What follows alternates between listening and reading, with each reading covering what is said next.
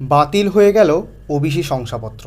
2010 সালের পর তৈরি হওয়া সমস্ত ওবিসি শংসাপত্র বাতিল। সবথেকে বড় এখন মিডিয়াতে ট্রেন্ডিংয়ে চলা সবথেকে বড় খবর, 2010 সালের পর থেকে পশ্চিমবঙ্গ সরকারের তরফ থেকে ইস্যু করা প্রায় 5 লক্ষর বেশি ওবিসি শংসাপত্র বাতিল। 2011 থেকে 2024 সাল অবধি যত ওবিসি সার্টিফিকেট ইস্যু করা হয়েছিল তা বাতিল হয়ে গেছে। এর প্রভাব পড়বে কোন কোন ক্ষেত্রে দেখে নিব আজকের এই ভিডিওতে। এই ওবিসি শংসাপত্র বাতিল হওয়ার পর আর কি চাকরি হবে না?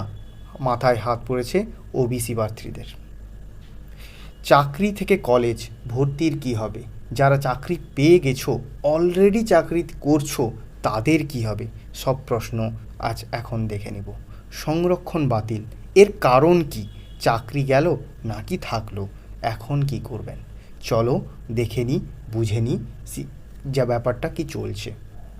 অ্যাকচুয়ালি ওবিসি যে সার্টিফিকেট আমরা ইস্যু করে গভর্নমেন্ট অফ ওয়েস্ট বেঙ্গল বা যে কোনো সরকার, যেখানে আমরা এসডিও অফিস থেকে বা বিডিও অফিস থেকে যে সার্টিফিকেট কালেক্ট করি, তার কিছু রুলস অ্যান্ড রেগুলেশনসের উপর বেসড করে তৈরি হয়।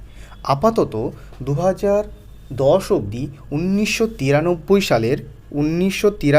সালের রেগুলেশন অনুযায়ী সার্টিফিকেটগুলো ইস্যু করা হতো, যেটা বৈধ। কিন্তু 2011-র 19 জানুয়ারির পর থেকে সম্ভবত নতুন কাস্টদের ইনক্লুড করা হয়েছে ওবিসি ক্যাটাগরির মধ্যে। এর আগে সম্ভবত 37টা কাস্ট ছিল, আর বর্তমানে সেটা দাঁড়িয়েছে প্রায় 99। এই নব অন্তর্ভুক্ত কাস্টগুলোকে অন্তর্ভুক্তিকরণ যে সরকার করেছে, এটাতেই হাইকোর্টের কেস চলে।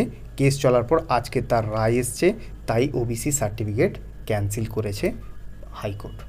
এর এফেক্ট, এর কারণ তোমরা বুঝে নিলে কেন হয়েছে। আচ্ছা, সংরক্ষণ বাতিল। দেখো, সংরক্ষণ কখনো বাতিল হতে পারে না।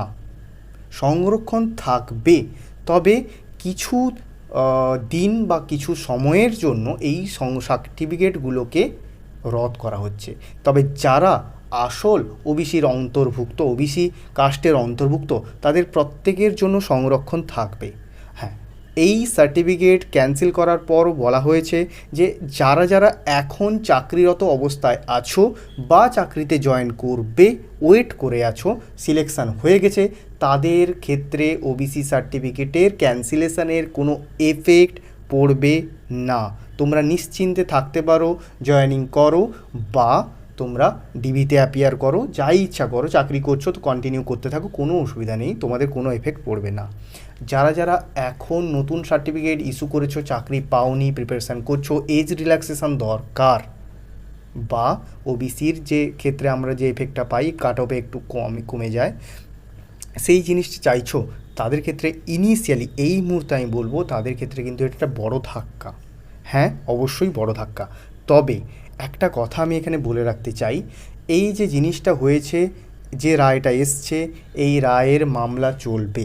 এমন নয় এই রায়ের পুরো আজকেই পুরো কমপ্লিট হয়ে গেল, এর মামলা চলবে। এরপরও আমি একটা কথা এখানে বলে দেব যে এই যে 1993 রেগুলেশন অনুযায়ী প্রথম যে 37টা বর্গ বা কাস্ট বা জাতি যে ওবিসির অন্তর্ভুক্ত যারা ছিলে, তাদের মধ্যে যারা ছিলে তাদের ওবিসি সার্টিফিকেট কিন্তু ক্যান্সেল হবে না। হ্যাঁ, কিছু রুলস প্রসিডিওর নতুন আসবে, সেখান থেকে আবার অ্যাপ্লাই করে কিছু অ্যাপ্লিকেশান প্রসেস থাকবে, অ্যাপ্লাই করে তোমরা আবার সার্টিফিকেট পেয়ে যাবে। কিন্তু যারা নতুন, এর পরে যে 99 নতুন এখন বর্তমান দিনে যে ওবিসির ক্যাটাগরিতে পশ্চিমবঙ্গ সরকারের আন্ডারে যেটা আছে, সেখানে 99টা যে কাস্টের ব্যাপারে, তাদের ক্ষেত্রে কিন্তু নতুন যে রেগুলেশন আসবে সেই মতোই তোমাদের প্রসেসটাকে অ্যাপ্লাই করতে হবে। তবে একটা ভালো জিনিস আমি এখানে বলতে চাই, সেই জিনিসটা হচ্ছে বর্তমান এজ রিল্যাক্সেশন ছাড়া ওবিসির কাট অফ কিন্তু গভর্নমেন্ট এক্সামে খুব একটা বেশি তফাৎ লক্ষ্য করা যায় না।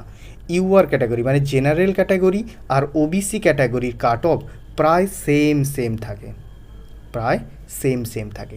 তাই প্রিপারেশনটা কন্টিনিউ করতে থাকো, এসব নিউজে বেশি হতাশ হয়ে যাবে না। যদি তুমি ওবিসি ক্যাটাগরির অন্তর্ভুক্ত হও তাহলে ওবিসি সার্টিফিকেট তুমি পাবে, রুলস অ্যান্ড প্রসিডিওর যেগুলো থাকবে সেগুলো তুমি ফলো করো, আর নইলে তুমি প্রিপারেশন চলে থাকো। ইউআর ক্যাটাগরির থ্রু দিয়ে তুমি সিলেকশান পাবে, সিলেক্ট হবে, চাকরি নিবে, ভবিষ্যৎ জীবন সুরক্ষিত করবে।